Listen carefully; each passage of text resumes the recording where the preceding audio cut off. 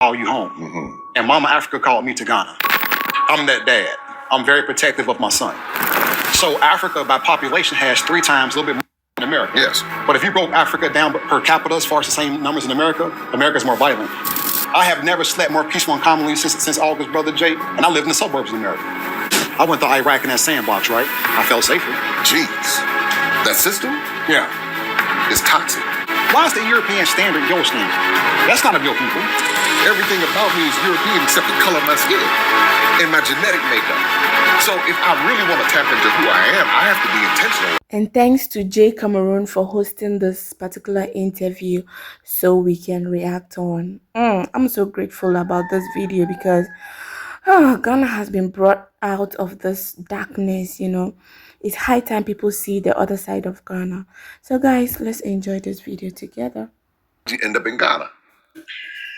That right there, Brother Jay, is a journey within itself.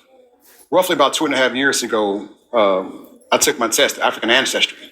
You know, shout out to them, Dr. Gina Page. And it came back to my paternal side, down with the Bisa tribe out of Burkina Faso, which migrated down to Northeast Africa. Okay. You know, the Boku, B-A-W-K-U? Nope. Northeast Africa, Northeast Ghana, I'm sorry, which came down here to, you know, Accra. I'm learning right now. And so I joined all these, you know, Bisa groups and all that and everything. Visas of Ghana. You jumping ahead, man. You jumping ahead. Oh, my bad. But long story. Okay, let's figure out how you get to Ghana. But long story short, me and my son's mom, you know, we had a conversation because of the temperature. I'm gonna say it like that of America. Okay. And that's fair. You know, when Mama Africa call you home, you go. Now, why Ghana? Out of all the 55 countries, why Ghana?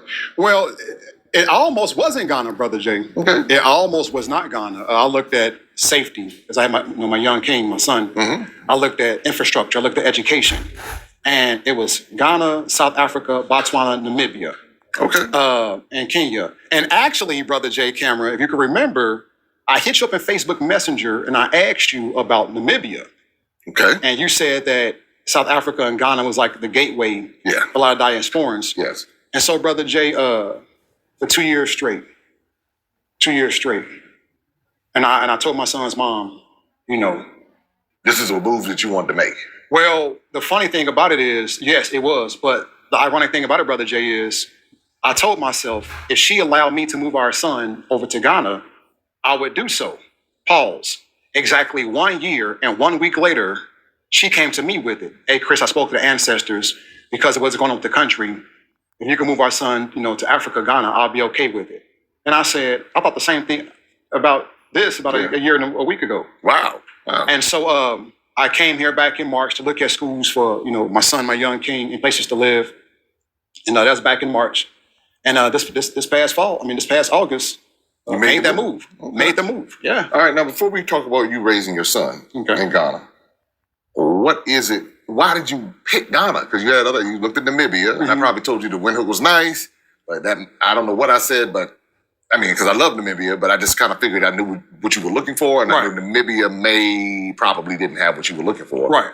But you also were looking at South Africa. Yes. And a lot of people, and I love South Africa. Joburg, Cape Town, Durban. Durban is my spot. I love Durban's mine my spot. too. That's what I was actually. I feel good at Joburg. Absolutely. That's my spot. That's my, yeah. But I tell people all the time, I said, the continent of Africa has everything I need. I don't have to go back to the U.S. I just go down to Joburg if I want that American feel or whatever. But why didn't you opt to go to Durban?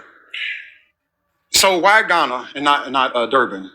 That's where you come in at. When I got that call in internally, I looked at Ghana and you, Brother Tim Swain. Okay, my man Tim. Sister Ivy Prosper. Oh, yeah. And just constantly looking at you guys. Okay.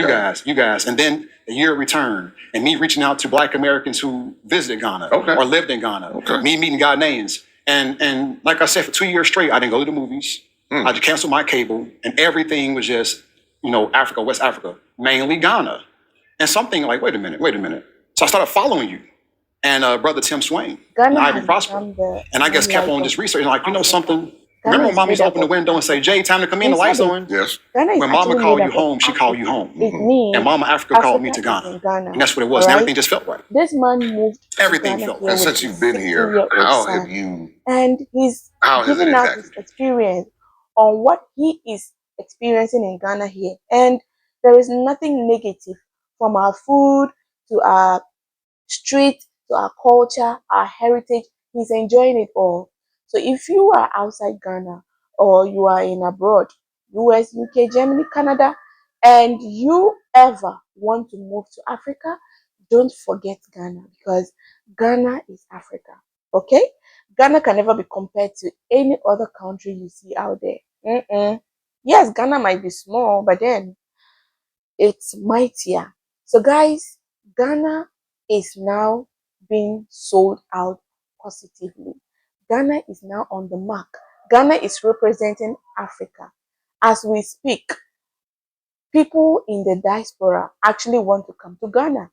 Day in, day out, over 200 people are trooping in Ghana because they hear of the positive stories, they hear of the weather, they hear of our food, and they just want to come experience it, you know. So what is preventing you from coming? If you ever dream of coming to Africa, please do well to choose Ghana as country that you want to visit. Let's continue watching this video.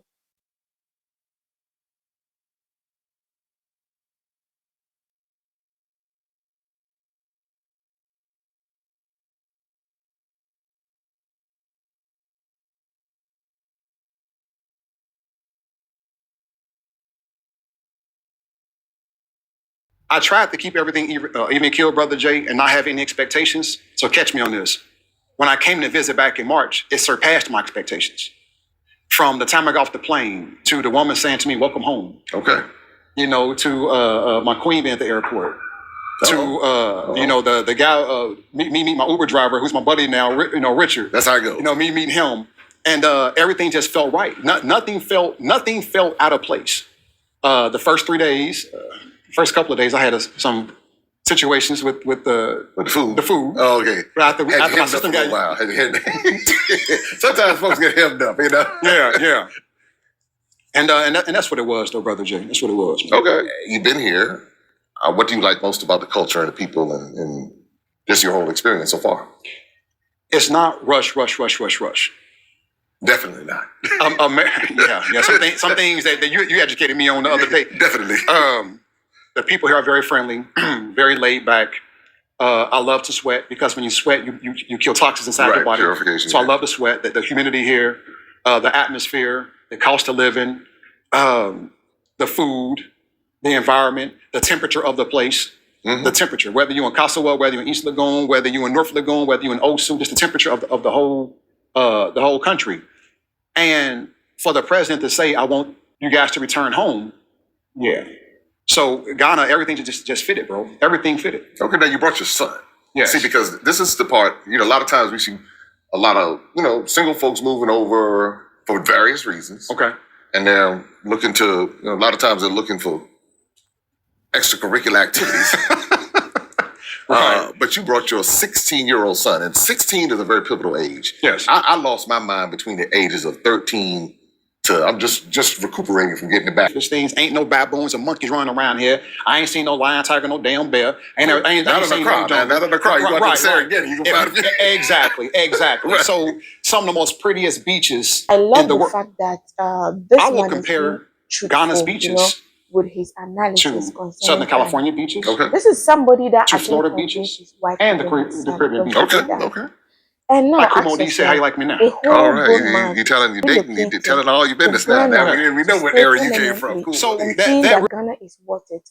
What are you waiting for? So if you are out there and you feel like Ghana is not doing enough, Ghana is that, trust me, you are actually not seeing things. You are actually refusing to see the truth, or probably you hate Ghana.